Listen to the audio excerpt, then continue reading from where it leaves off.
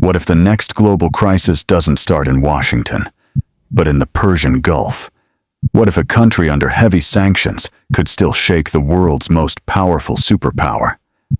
And what if the real battle between Iran and the United States isn't about who has the biggest army, but who can last longer under pressure? Today, we're breaking down the 2026 crisis scenario and answering one big question.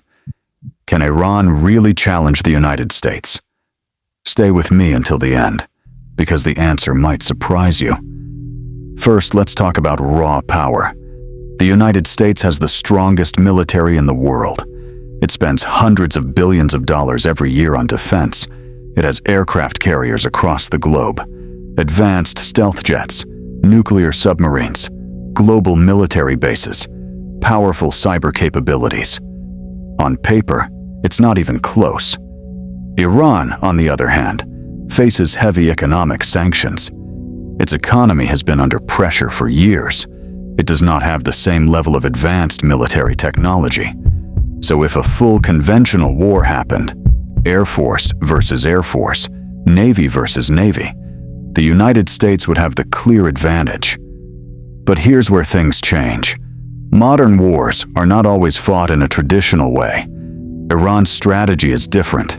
Instead of trying to defeat the United States head-on, Iran focuses on asymmetric warfare. That means using strategies that avoid direct confrontation and instead create pressure in smarter ways. First, geography. Iran sits next to the Strait of Hormuz, one of the most important oil routes in the world. A large percentage of global oil passes through that narrow waterway. If that route is disrupted, even temporarily, oil prices could spike worldwide.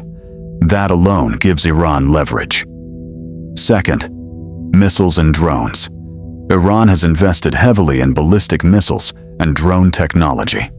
These weapons can target regional military bases and infrastructure without needing full air superiority. Third, regional influence. Iran has built strong connections with armed groups and allies across the Middle East.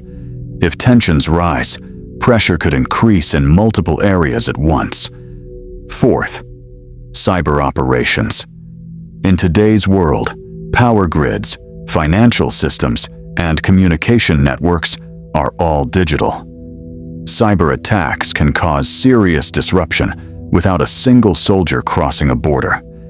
So instead of winning a traditional war, Iran's goal would be to make conflict extremely costly. Now, let's imagine a 2026 crisis scenario.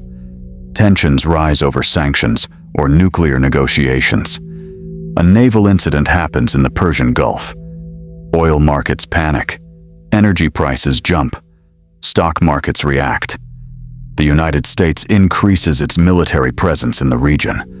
Iran responds with missile tests or military exercises. Suddenly, the entire world is watching. Would the United States launch a full-scale invasion? Very unlikely. Why?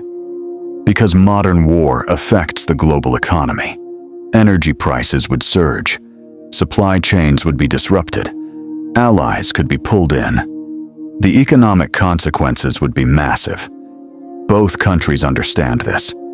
That's why deterrence matters more than direct war. Now let's answer the key question. Can Iran defeat the United States in a military showdown? Realistically, no. The gap in overall military power is too large. But can Iran challenge the United States strategically? Yes. If challenging means raising costs, creating regional instability, disrupting global markets, and surviving long-term pressure, then Iran absolutely has tools to do that. In modern geopolitics, sometimes victory doesn't mean defeating your opponent. Sometimes it simply means enduring. The bigger picture is this. The United States is still the dominant military power, but regional powers have learned how to adapt. They use geography, economics, technology, and indirect pressure. So the real question isn't just whether Iran can challenge the United States. The real question is whether either side can escalate without triggering a wider crisis that affects the entire world.